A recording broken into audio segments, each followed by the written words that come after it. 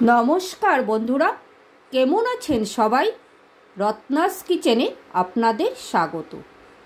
আজ আবারও একটি নতুন রেসিপি নিয়ে চলে এসেছি।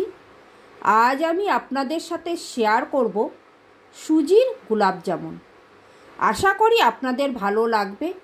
আপনারাও একদিন বাড়িতে সুজি দিয়ে এইভাবে গোলাপজামুন তৈরি করে খাবেন, খুবই অসাধারণ হয় খেতে। তো রেসিপিটি যদি ভালো লাগে লাইক, কমেন্ট, শেয়ার করতে ভুলবেন না। আর আমার চ্যানেলটিকে সাবস্ক্রাইব করে পাশে থাকা বেল আইকনটি প্রেস করে দিবেন, তাহলে আমার নিত্য নতুন ভিডিও সবার প্রথম আপনি পেয়ে যাবেন।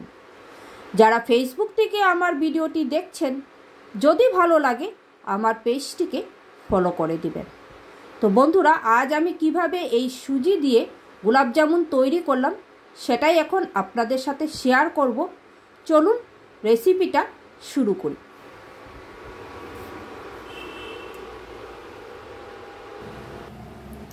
এখানে আমি একটা পাত্র নিয়ে নিয়েছি।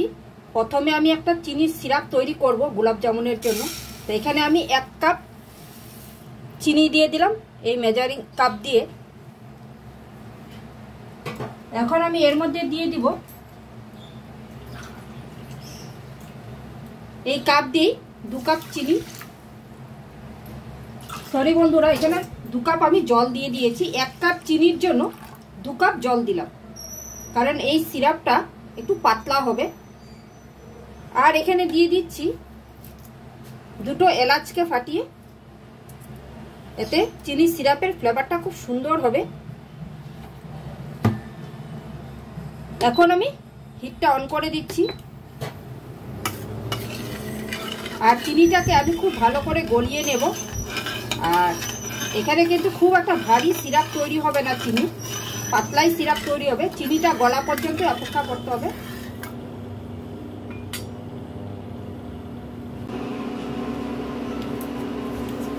চিনির সিরাপটা আমার হয়ে গেছে, দেখুন চিনিটা কিন্তু আমার গলে গেছে। আর এটাকে আমি 2 মিনিটের মতো ভালো করে ফুটিয়ে নিয়েছি। তো চিনির সিরাপটা কিন্তু আমার পুরোপুরি তৈরি। এখন এটাকে আমি একটা সাইড করে রেখে দেব।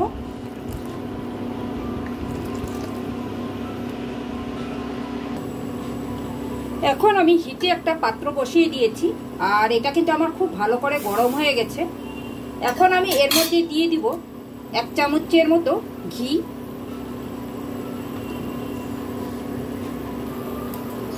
ঘিটা কিন্তু আমার মেল্ট হয়ে গেছে। এখন আমি এর মধ্যে দিয়ে দিব, এখানে আমি 2 কাপ দুধ অ্যাড করে দেব।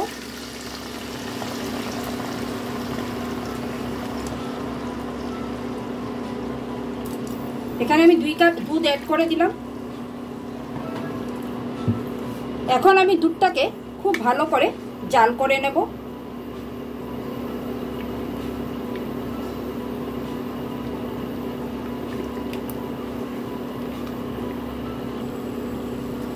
দুধটা আমার খুব সুন্দর ফুটে উঠেছে, দেখুন।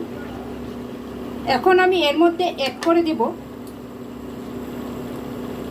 1 চিমটে লবণ। আর দিয়ে দিব যে কাপ দিয়ে দুধ নিয়েছিলাম সেই কাপ দিয়েই 1 কাপ সুজি। এখন আমি এটাকে খুব তাড়াতাড়ি করে এই দুধের সাথে মিশিয়ে নেব, নাহলে কিন্তু সুজিটা দলা পাকিয়ে যাবে।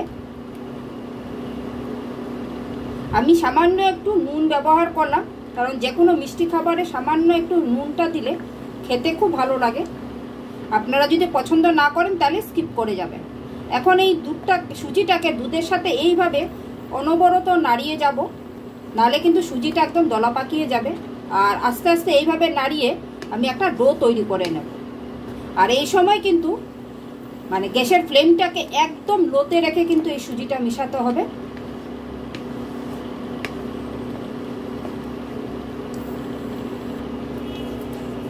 সুজিটা কিন্তু ডোয়ে পরিণত হয়ে গেছে, দেখুন। আর ঠিক এরকম ডোয়ের মতো যখন হয়ে যাবে তখনই কিন্তু সুজিটাকে আমার তুলে নিতে হবে। দেখুন কড়াই থেকে কিন্তু কি সুন্দর ছেড়ে আসছে, তখনই বোঝা যাবে যে ডোটা তৈরি হয়ে গেছে। এখন আমি হিটটাকে বন্ধ করে দেব আর এটাকে একটা আলাদা পাত্রে তুলে ঠান্ডা করে নেব। সুজিটাকে আমি একটা পাত্রের মধ্যে নামিয়ে নিয়েছি, আর এখন আমি এইভাবে এইটাকে একটু ছড়িয়ে ছড়িয়ে দেব যাতে সুজিটা একটু ঠান্ডা হয়ে যায়। তো এখন আমি সুজিটাকে ভালো করে একটু ঠান্ডা করে নেব।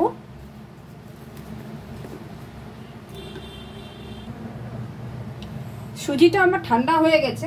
এখন আমি এর মধ্যে এড করে দিব 2 চামচের মতো একটু গুঁড়ো দুধ। এই গুঁড়ো দুধটা দিলে কিন্তু এই গোলাপ জামুনগুলো খেতে খুবই ভালো লাগবে। আর দিয়ে দিচ্ছি এখানে বেকিং পাউডার, মানে 4 ভাগের 1 ভাগ দিচ্ছি বেকিং পাউডার।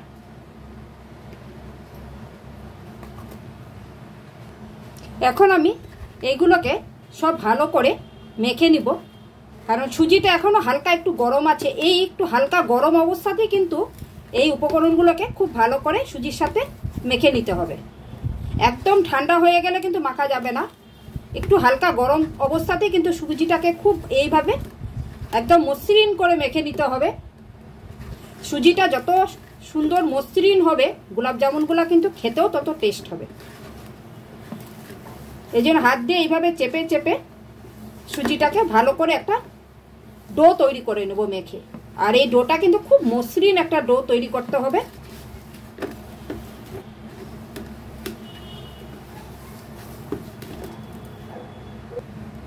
ডোটা আমার তৈরি হয়ে গেছে। দেখুন কতটা মসৃণ করে আমি ডোটাকে তৈরি করেছি।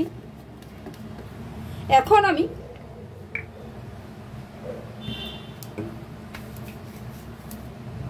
হাতের মধ্যে অল্প তেল বা ঘি লাগিয়ে নেব। দেখুন আমি একটু হাতের মধ্যে ঘি লাগিয়ে নিয়েছি। এখন এখান থেকে এইভাবে ছোট ছোট করে সাইজ করে লেচি কেটে নেব। কেটে নিয়ে হাতের তালুর মধ্যে রেখে একদম প্রেস দিয়ে দিয়ে সুন্দর একটা বলের শেপ দিয়ে নেব।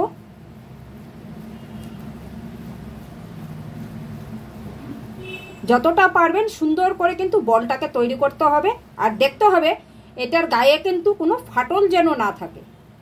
একদম একটা সুন্দর বল তৈরি করতে হবে, আর এর গায়ে যেন কোনো ফাটল না থাকে।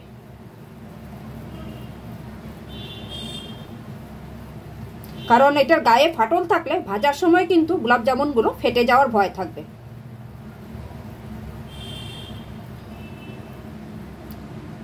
দেখুন আমার একটা বল তৈরি হয়ে গেছে।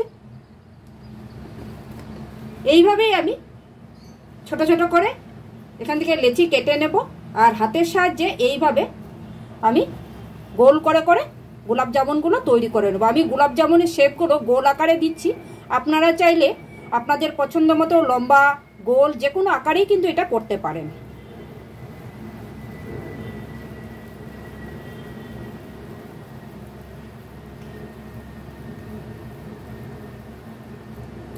দেখুন আমার আরেকটা হয়ে গেছে। তো আমি এইভাবেই সবগুলোকে করে তারপর ফিরে আসছি।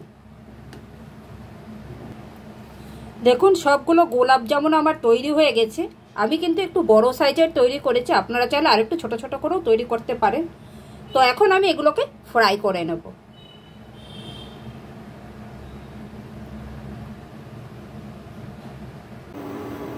গোলাপ জামুনগুলোকে ভাজার জন্য এখানে আমি একটা কড়াইয়ের মধ্যে তেল গরম বসিয়ে দিয়েছিলাম, আর তেলটা আমার গরম হয়ে গেছে।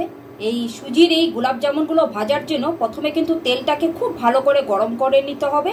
তারপর মিডিয়াম টু লো ফ্লেমে গোলাপ জামুনগুলোকে ভাজতে হবে।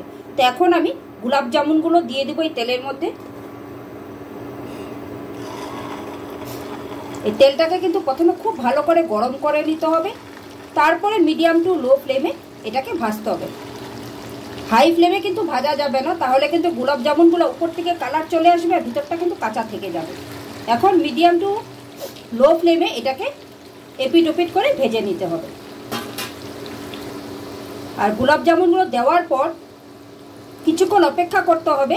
সঙ্গে সঙ্গে কিন্তু উল্টে পাল্টে দেবেন না, তাহলে কিন্তু গোলাপ জামুনগুলো ভেঙে যাবে। কিছুক্ষণ রেখে দিতে হবে, তারপর আস্তে আস্তে এপিট ওপিট করে উল্টে নিতে হবে। এখন আমি গোলাপ জামুনগুলোকে এক এক করে উল্টে দেব। খুব হালকা হাতে করতে হবে।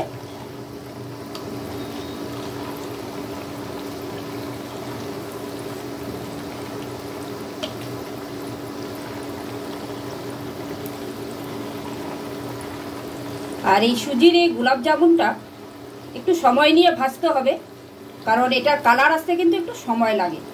একটু সময় নিয়ে মিডিয়াম টু লো ফ্লেমে রেখে এটাকে এইভাবে ভেজে নিতে হবে।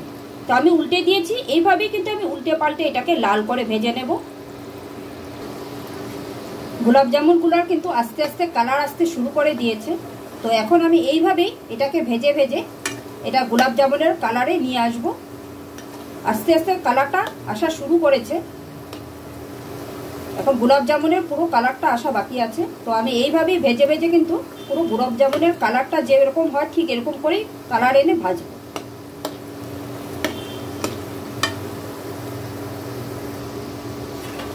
দেখুন কি সুন্দর কালার এসছে। আমার কিন্তু গোলাপ জামুনগুলো ভাজা হয়ে গেছে। এখন আমি এগুলোকে তুলে নেব। ঠিক এরকম কালারই কিন্তু আমি এটাকে রাখবো। এখন আমি এগুলোকে তুলে নিচ্ছি। দেখুন কি সুন্দর কালার এসছে। এখন আমি এই গোলাপ জামুনগুলোকে তুলে নিচ্ছি।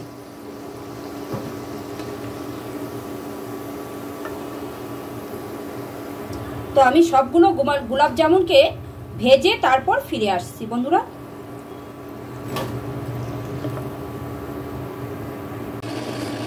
চিনির শিরাটা যে করে রেখেছিলাম সেই চিনির শিরাটাকে আমি একটা অন্য পাত্রে ঢেলে নিয়েছি। আর এটাকে দেখুন এখন আমি একটু জাল দিয়ে নিয়েছি। আর এখন আমি এর মধ্যে দিয়ে দেব এই গোলাপ জামুনগুলো।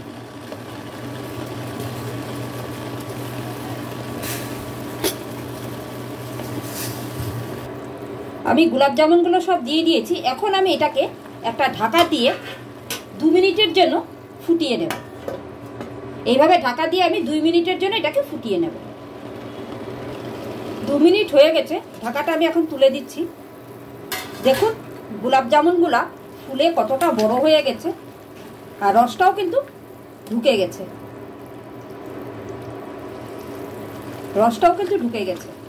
এখন আমি হিটটাকে বন্ধ করে দেব আর এটাকে ঠান্ডা হতে দেব। আমার গোলাপ জামুনগুলো সব আমি সার্ভিং বলে তুলে নিয়েছি। দেখুন কতটা সুন্দর হয়েছে এই গোলাপ জামুনগুলো। তো আজকে আমার এই গোলাপ জামুনের রেসিপি আপনাদের কেমন লাগলো অবশ্যই আমাকে কমেন্টস করে জানাবেন। তো আমি একটা গোলাপ জামুন আপনাদেরকে কেটে দেখাচ্ছি।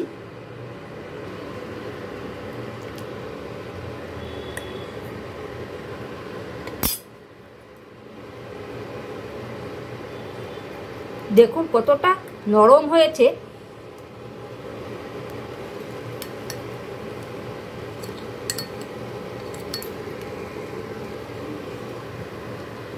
দেখুন কতটা নরম হয়েছে আর কতটা রস ঢুকেছে এই গোলাপ জামুনের মধ্যে।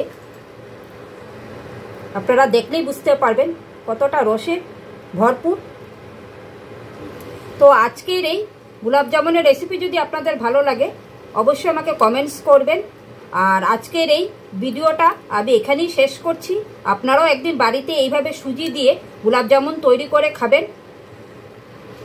তো আপনারা সকলেই সুস্থ থাকবেন, ভালো থাকবেন। আবার একটা নতুন ভিডিও নিয়ে আপনাদের সাথে আমার দেখা হবে। Thank you.